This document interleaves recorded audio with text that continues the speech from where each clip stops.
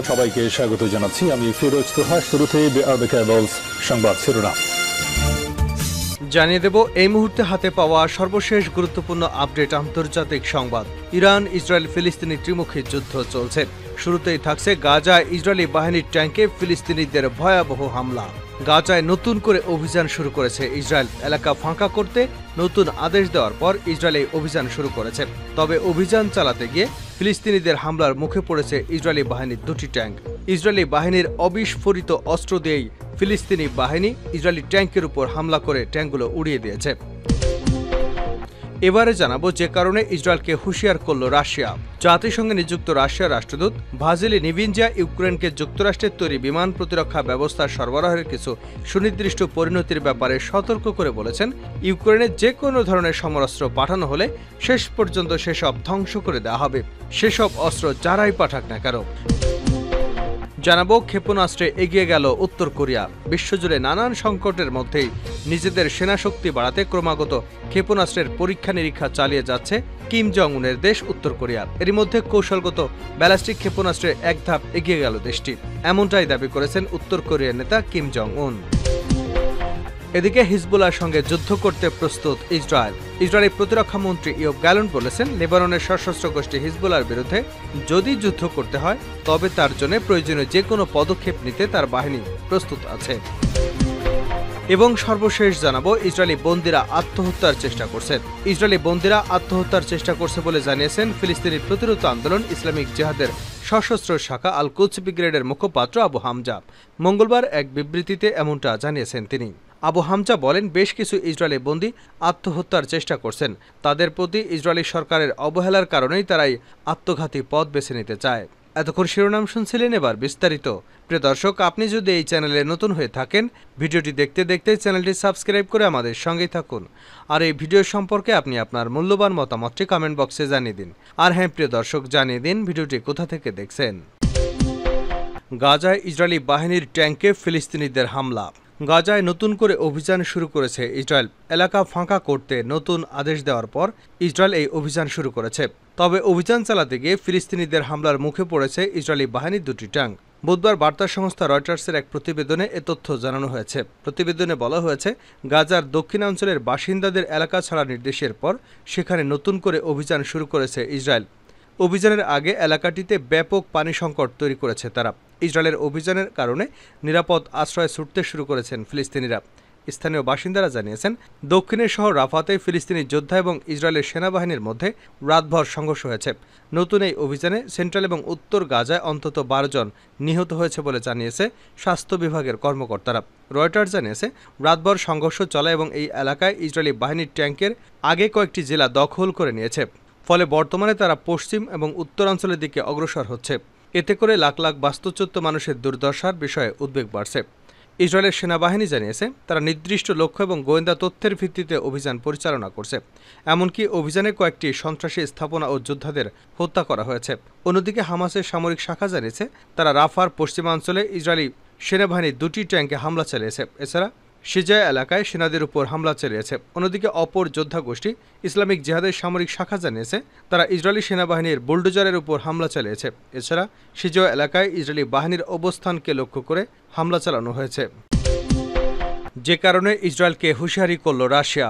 জাতিসংঘে নিযুক্ত রাশিয়ার রাষ্ট্রদূত ভাজিলি নিবেনজিয়া ইউক্রেনকে যুক্তরাষ্ট্রের তৈরি বিমান প্রতিরক্ষা ব্যবস্থার সরবরাহের কিছু সুনির্দিষ্ট পরিণতির ব্যাপারে সতর্ক করে বলেছে, ইউক্রেনে যে কোনো ধরনের সমরাস্ত্র পাঠালে শেষ পর্যন্ত সেসব ধ্বংস করা হবে, সেসব যন্ত্র যারাই পাঠাক না কেন। নিবেনজিয়া আরও বলেন, ইসরায়েলের পক্ষ থেকে ইউক্রেনকে প্যাট্রিয়ট ক্ষেপণাস্ত্র প্রতিরক্ষা ব্যবস্থা সরবরাহের সম্ভাবনা ইসরায়েলের জন্য কিছু সুনির্দিষ্ট রাজনৈতিক পরিণতি বয়ে আনতে পারে। গত সপ্তাহে ফিনান্সিয়াল টাইমস জানিয়েছে, যুক্তরাষ্ট্র এবং ইসরায়েল তেল আবিব থেকে 8টি প্যাট্রিয়ট ক্ষেপণাস্ত্র প্রতিরক্ষা ব্যবস্থা কিয়েভকে সরবরাহ করার ব্যাপারে আলোচনা করেছে। ওই সাময়িকী জানিয়েছে, এই প্যাট্রিয়টগুলো প্রথমে পাঠানো হবে তেল আবিব থেকে যুক্তরাষ্ট্র এবং তারপরে সেগুলো ইউক্রেনকে দেওয়া হবে। 2022 সালের ফেব্রুয়ারি মাসে রাশিয়া এবং ইউক্রেনের মধ্যে যুদ্ধ শুরু হওয়ার পর থেকে ইসরায়েল ইউক্রেনকে কেবল অনাক্রমণাত্মক রসদ সরবরাহ করে এসেছে।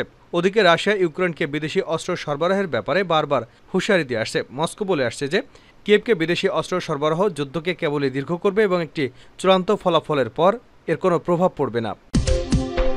ক্ষেপণাস্ত্রে এগিয়ে গেল উত্তর কোরিয়া। বিশ্বজুড়ে নানান সংকটের মধ্যেই নিজেদের সেনাশক্তি বাড়াতে ক্রমাগত ক্ষেপণাস্ত্র পরীক্ষা নিরীক্ষা চালিয়ে যাচ্ছে উত্তর কোরিয়া। এর মধ্যে কৌশলগত ব্যালিস্টিক ক্ষেপণাস্ত্র এক ধাপ এগিয়ে গেল দেশটি, এমনটাই দাবি করেছেন উত্তর কোরিয়ার নেতা কিম জং উন।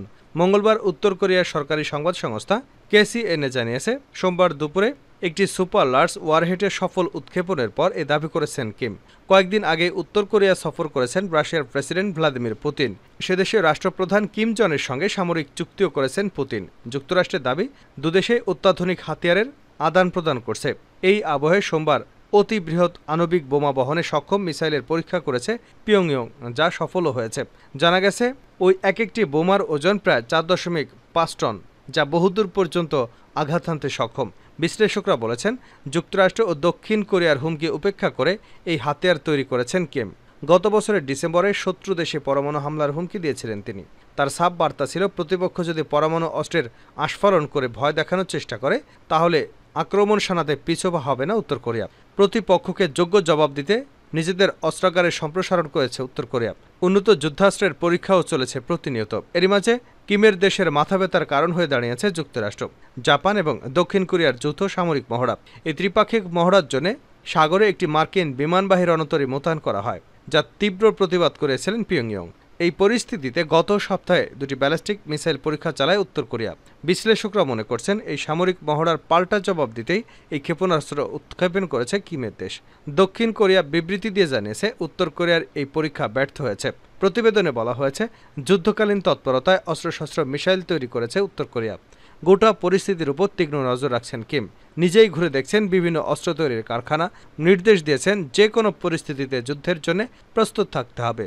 কৌশলগত দিক থেকে অত্যাধুনিক অস্ত্রশস্ত্র নিয়ে যুদ্ধের ময়দানে সম্পূর্ণভাবে প্রস্তুত থাকা এখন কিমের লক্ষ্য। হিজবুল্লাহর সঙ্গে যুদ্ধ করতে প্রস্তুত ইসরায়েল। ইসরায়েলের প্রতিরক্ষা মন্ত্রী ইয়োব গ্যালন বলেছেন, লেবাননের সশস্ত্র গোষ্ঠী হিজবুল্লাহর বিরুদ্ধে যদি যুদ্ধ করতে হয়, তবে তার জন্য প্রয়োজনীয় যে কোনো পদক্ষেপ নিতে ইসরায়েলি বাহিনী প্রস্তুত আছে। খবর আল জাজিরার। গ্যালন তার কার্যালয় থেকে জারি করা এক বিবৃতিতে একথা জানিয়েছেন। এতে আরও বলা হয়েছে, আমরা প্রতিদিন হিজবুল্লাহর উপর কঠোর আঘাত হানছি এবং লেবাননে প্রয়োজনীয় যে কোনো পদক্ষেপ নিতে বা শক্তিশালী অবস্থান থেকে একটি সমঝোতায় পৌঁছতে আমরা প্রস্তুত আছি। যদি দরকার হয়, তবে আমরা মাঠে নামব। লেবানন ইসরায়েল সীমান্ত প্রায় প্রতিদিনই চলছে গোলাগুলি। এতে দেশ দুটির মধ্যে পূর্ণমাত্রায় যুদ্ধ শুরু হওয়ার আবহ তৈরি হয়েছে। বুধবারও লেবাননের একটি গাড়ি লক্ষ্য করে হামলা করেছে ইসরায়েল। এতে দেশটির সশস্ত্র গোষ্ঠীর হিজবুল্লাহর এক কমান্ডার নিহত হয়েছেন। দক্ষিণ লেবাননের বৃহত্তম শহর টারের একটি গাড়িতে হামলা চালিয়েছে ইসরায়েলি সেনাবাহিনী। এর আগেও লেবাননের বিভিন্ন জায়গায় হামলা চালিয়েছে ইসরায়েল। হিজবুল্লাহ ইসরায়েলের বেশ কয়েকটি স্থাপনায় হামলা চালিয়েছে। ইসরায়েলি বন্দীরা আত্মহত্যার চেষ্টা করছে। ইসরায়েলি বন্দীরা আত্মহত্যার চেষ্টা করছে বলে জানিয়েছেন ফিলিস্তিনের প্রতিরোধ আন্দোলন ইসলামিক জিহাদের সশস্ত্র শাখা আল কোদস ব্রিগেডের মুখপাত্র আবু হামজা। মঙ্গলবার এক বিবৃতিতে এমনটা জানান তিনি। আবু হামজা বলেন, বেশ কিছু ইসরায়েলি বন্দী আত্মহত্যার চেষ্টা করেছে। তাদের প্রতি ইসরায়েলি সরকারের অবহেলার কারণে তারা এই আত্মঘাতী পথ বেছে নিচ্ছে। তিনি আরও বলেন, ব্রিগেডের ইউনিটগুলো থেকে তারা যথাযথ চিকিৎসা সেবা পাচ্ছে, অথচ বন্দী হওয়ার আগে তারা দেখেছিল ইসরায়েলি বাহিনী ফিলিস্তিনিদের কিভাবে চিকিৎসার সুবিধা থেকে বঞ্চিত রেখেছিল। ফলে তাদের বাহিনীর ওসব দৃশ্য এখন তাদের পীড়া দিচ্ছে। গত মাসে ইসরায়েলি বাহিনী 4 ইসরায়েলি বন্দীকে মুক্ত করার জন্য নুসিরাত শরণার্থী শিবিরে 270 জনেরও বেশি ফিলিস্তিনিকে হত্যা করে। এছাড়া প্রায় 700 জনকে আহত করে। উল্লেখ্য, গাজার স্বাস্থ্য মন্ত্রণালয়ের তথ্য মতে গত 7 অক্টোবর তেল আবিবে ফিলিস্তিনি প্রতিরোধ আন্দোলন হামাসের বিরুদ্ধে যুদ্ধ শুরুর পর থেকে গাজায় কমপক্ষে 37,900 ফিলিস্তিনি নিহত হয়েছে, যাদের বেশিরভাগই নারী ও শিশু। এছাড়া আরও 87,060 জন আহত হয়েছেন।